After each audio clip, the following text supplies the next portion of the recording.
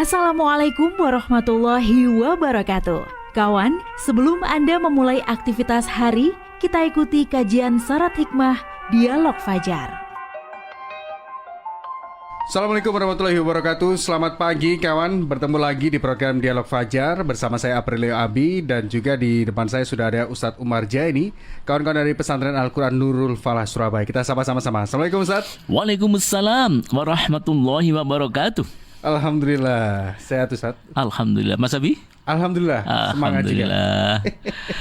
Ya, karena memang kalau untuk kemarin bahasannya apa ya Ustadz ya, kita di usia lanjut itu harus menyikapinya dengan hal-hal yang positif. Betul ya. Tapi kalau untuk angka harapan hidup yang tidak berkualitas, ini juga jadi masalah. Jadi otomatis meskipun usianya sampai lanjut berapa puluh tahun begitu, tapi tetap harus meningkatkan kualitas juga Ustaz. Betul Ini penting ya, karena meningkatkan kualitas hidup itu tertulis di surat Al-Ahqaf. Itu sampai mulai dari usia 40 tahun ya Ustaz? Iya, betul. Nah ini kok pintar zaman Mas? Kan Ustaz yang bilang tadi. Ya, dan juga saya penasaran Ustaz, kenapa kok 40 tahun? Ini kenapa mulai dari 40? Kenapa nggak mulai dari 20 tahun, 30 tahun?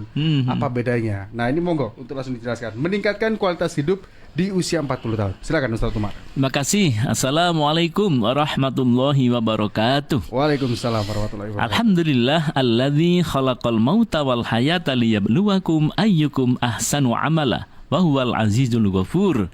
Asyhadu an la ilaha illallah wa asyhadu anna Muhammadan abduhu wa rasuluh. Allahumma salli wa sallim ala habibika sayyidina Muhammad wa ala alihi wa sahbihi ajma'in, amma ba'du. Ya, baik kawan, saya kira diskusi kita pagi hari ini masih nyambung dengan yang kemarin. Kalau kemarin itu kan bagaimana meningkatkan atau menyikapi angka harapan hidup yang meningkat itu, bagaimana menyikapinya. Nah, ternyata untuk mempersiapkan menjadi orang sampai usia lanjut yang baik itu tidak tiba-tiba. Ternyata harus disiapkan tentu sejak muda ya, terlebih ketika sudah memasuki usia 40 tahun. Nah, itulah yang tadi disebut oleh Mas Abi, tercantum atau ada panggilan khusus bagi mereka-mereka yang sudah memasuki usia 40 tahun. Yaitu di surat apa tadi Mas? Surat Al-Ahqaf. Iya. Masya Allah. Dikasih tahu satu Umar tadi.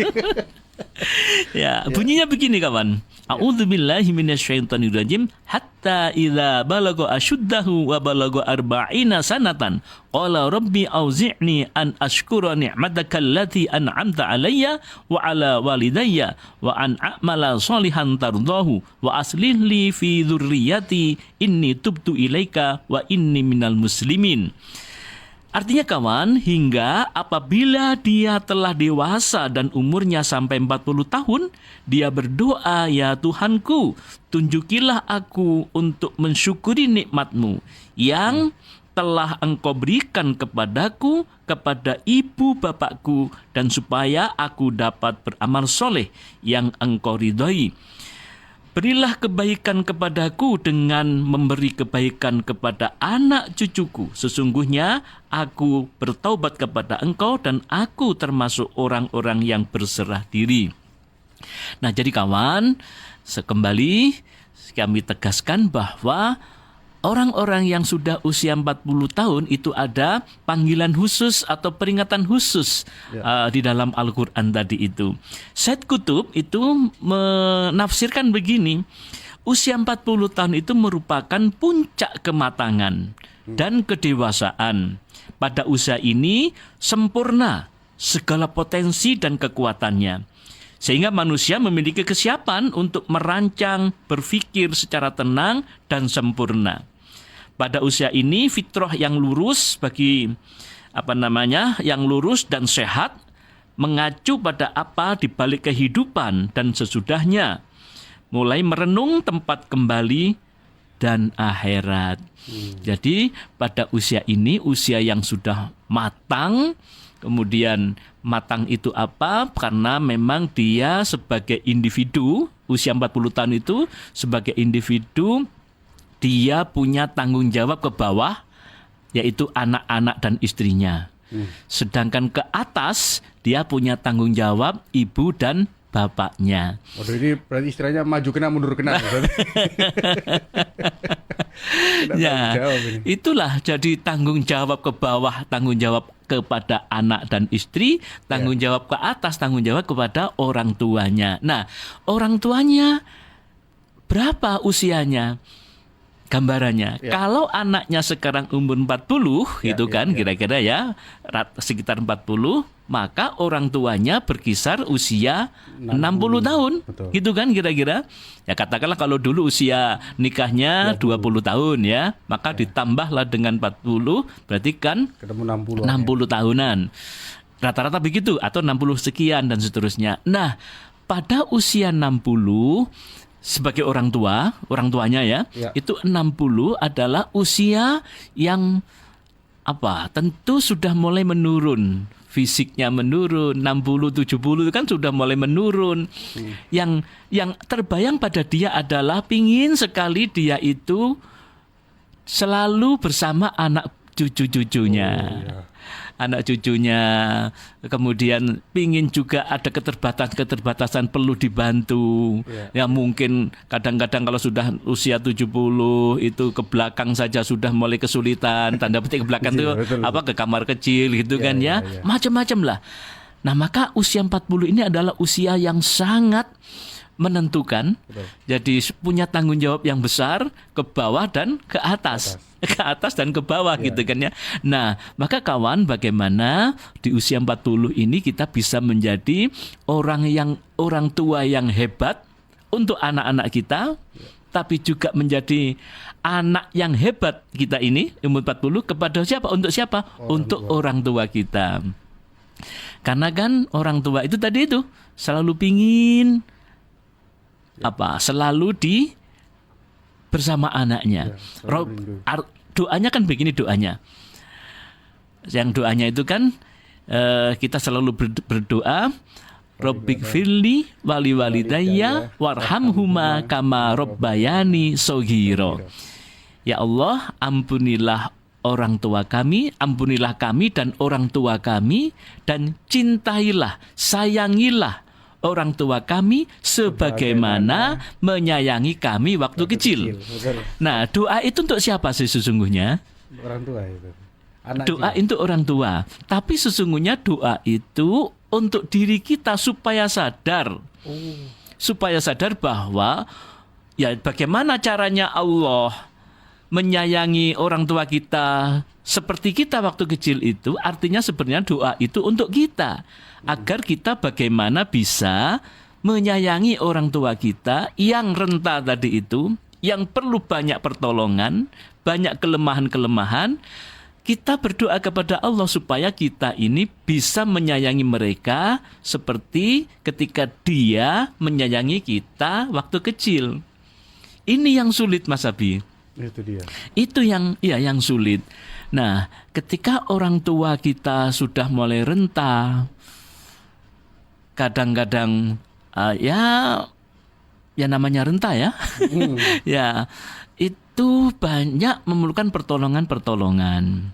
Nah, ketika gitu, rewel, wis pikun apalagi gitu kan ya.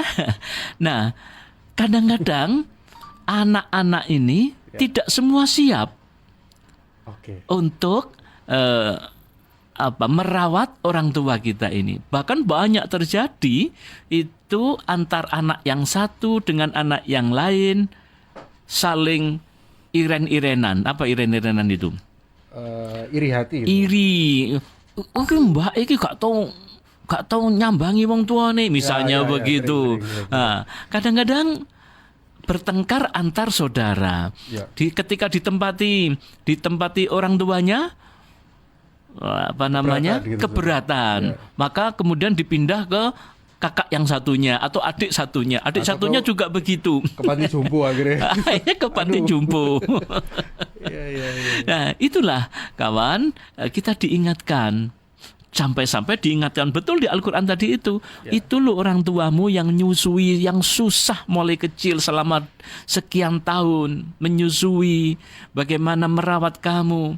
Sehingga ketika dewasa kamu seharusnya, kira-kira begitu ayat tadi itu. Ketika dewasa kamu sudah usia 40 tahun. Itu loh orang tuamu yang di belakang sana, yang di rumah sana. Ya, kita ini kan biasanya sibuk Mas ya. Pekerjaan, target-target perusahaan, apalagi kerjanya sip-sipan gitu kan ya, nggak ada liburnya gitu.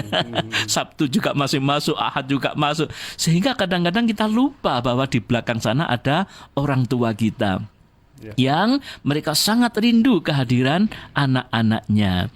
Nah, itu kawan, kadang-kadang kita ini sebagai orang yang sudah usia 40 tahun itu lupa seperti itu. Nah, maka kembali bahwa untuk menjadi orang yang berkualitas nantinya, orang-orang yang lansia yang bagus itu sejak usia dini sudah harus, sejak usia 40 tahun itu sudah harus dipersiapkan. Jadi Mas Abi tadi menyinggung bagaimana sih fase-fase manusia itu. Iya. Memang ada fase, semua kita mengalami itu. Ada fase usia 20 tahunan. Ada angka usia 20 tahun. Itu adalah disebut periode identifikasi. Jadi periode mencari jati diri. Jadi kalau Mas Abi sekarang usia 30 kira-kira begitu. Kurang apa lebih Mas? Bisa dikurangi aja. Pengen cepet udah terus. Ya, usia 20 tahun sampai 30 tahun ini adalah usia masih mencari jati diri. Masih coba sana, belum 100% kemantapan apa yang dia lakukan itu. Nah, masih pengen ini, pengen itu, dan seterusnya. Nah, tapi tidak apa-apa, coba-coba dalam rangka untuk memperbanyak talenta-talenta. Memperbanyak talent. Positif saja untuk memperbanyak talenta.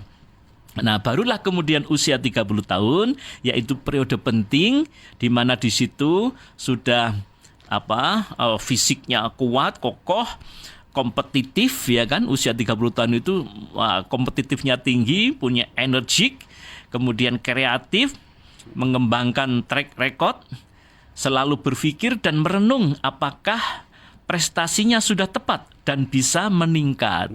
Nah, itu ketika usia 30 tahun. Jadi sudah mulai masuk apa yang kemarin masih identifikasi, cari-cari, nah 30 itu sudah mulai mantap. Tinggal berpikir, apakah kalau saya fokus di sini, karir saya bisa meningkat? Nah, kira-kira begitu. Apakah semakin melejit? Nah, itu usia 30 tahun itu. Nah, barulah masuk ke usia 40 tahun. Yang disebut dalam manajemen sumber daya manusia itu, yaitu periode krisis paruh baya. Dia sadar perjalanan waktu. Oh, saya juga begitu dulu Mas. Waduh ya, wis kepala 4 saya ini. Waktu itu. Sekarang sudah manusia kepala 6 sudah. Ya Allah, cepat sekali Mas. Jadi antara usia 30 ke 40 itu, waduh, betul gitu. Karena masih energi kan, tanggal 30 energi bla enggak terasa. Saya merenung, sudah usia 40 saya ini. Alhamdulillah waktu itu merenung begitu ya. Nah, maka sudah mulai berpikir antara kesenjangan antara harapan dan kenyataan. Dulu harapannya begini, terus umur 40, kenyataan saya seperti ini. Ada yang cocok sesuai dengan apa yang kita harapkan, tapi ada banyak yang tidak cocok misalnya. Nah, itu sudah mulai ada kesenjangan antara harapan dulu masih muda, umur 20-30 pengennya begini, kemudian masuklah usia 40, ini sekarang saya sudah masuk seperti ini. Apa yang diharapkan dan kenyataan ini ada yang sama, ada yang kurang, dan seterusnya ya. Lalu dari situlah kemudian berpikir apakah masih ada jalan lain yang bisa ditembus, dirubah. Ya, 40 masih ada kemungkinan untuk merubah. Nah, masuklah kemudian usia 50. Periode ini adalah periode penerimaan hidup. Artinya antara harapan-harapan dulu itu dengan kenyataan. Nah, itu 50 tahun ke atas ini sudah mulai menerima apa Adanya. yang dia lakukan selama ini. Betul. Jadi kehidupan ditata ulang karena apa? Waktu semakin dekat. 50 kan sudah makin dekat ya waktunya untuk mengakhiri. Mau finish berarti. Sehingga penerimaan terhadap apa yang dimiliki. Ya. Barulah kemudian periode 60 masuk ke usia 60 adalah disebut dengan periode pensiun. Pensiun, betul. Pensiun dari apa? Pensiun dari pekerjaan formal. Tetapi usia-usia 60 tahun itu biasanya mereka spiritualnya itu semakin meningkat. Jadi kalau 60 itu secara fisik pekerjaan formalnya itu pensiun, tetapi spiritualnya biasanya semakin meningkat. Kesadaran akan hidup sudah berakhir itu, akan berakhir itu sudah mulai mendekat. Nah kira-kira begitu. Jadi kok masih ada orang usia 60 tahun kok sik pedakilan kayak anak remaja yang nggak ngerti dosa. Nah itu berarti menyimpang dari prinsip-prinsip tadi ini. Ya jadi bagaimana kalau usia 60 tahun itu sudah usia kenyataan, menerima kenyataan, kemudian secara fisik mau tidak mau memang harus berkurang, tapi berkurang dalam hal yang urusan fisiknya. Tapi dalam hal spiritual ini semakin meningkat. Nah, maka kawan, itu yang harus disadari bersama agar ketika kita berkualitas di usia 40 tahun ini, maka nanti usia-usia di atasnya 60, 50, 60 sampai 70 mudah-mudahan itu semakin baik. Jadi mengakhiri hidup dengan semakin baik. Jadi saya ingatkan kawan, terakhir ini bagi mereka yang sudah usia 70 tahun itu kalau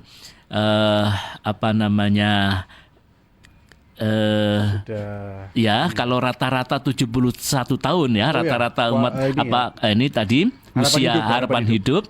Maka kalau sekarang usianya kebetulan usia kita sudah 60 tahun, berarti menuju ke 71 itu tinggal berapa persen Mas Abi? Berapa ya? 5% mungkin. Ya, sekitar 5 sampai 10% lah ya. Jadi bagi mereka yang sudah usia 60 tahun, kalau berpedoman angka rata-rata hidup, angka harapan hidup 71 tahun, maka usia kita sudah tinggal 5 atau 10%. Artinya usia yang sisa itu harus digunakan sebaik-baiknya untuk semakin mendekat kepada Allah Subhanahu wa Ta'ala. Masya Allah, usia sangat cepat sekali kalau dirasakan ini. Dan saya yakin pendengar Dialog Fajar ini juga kebanyakan usia 40 tahun ke atas ya. Suara Surabaya sendiri usianya sudah 40, hampir 41 tahun Ustaz. Matang ya. Matang ya. Semoga kita bisa meningkatkan kualitas hidup di usia 40 tahun, mulai dari 40 tahun dan kita tata kembali. Insya Allah ya. Dan ini juga mengingatkan untuk kita semuanya. Yang di bawah 40 tahun pun juga harus bersiap. Ini yang begitu. Terima kasih kawan untuk pagi hari ini. Sampai bertemu lagi di edisi berikutnya. Saya April Abi bersama dengan Ustadz Umar Jadi, kawan-kawan dari Pesantren Al-Quran Nurul Falah Surabaya. Mohon undur diri. Terima kasih. Assalamualaikum warahmatullahi wabarakatuh. Program Dialog Fajar yang baru Anda simak kerjasama Suara Surabaya dan Pesantren Al-Quran Nurul Falah Surabaya, lembaga dakwah yang amanah, profesional, dan berbasis Al-Quran. Pesantren Nurul Falah mencetak guru-guru Al-Quran dengan metode tilawati dan tahfidz Al-Quran. Informasi dan pemberian donasi hubungi 031 828 1278 atau nurulfalah.org. Wassalamualaikum warahmatullahi wabarakatuh.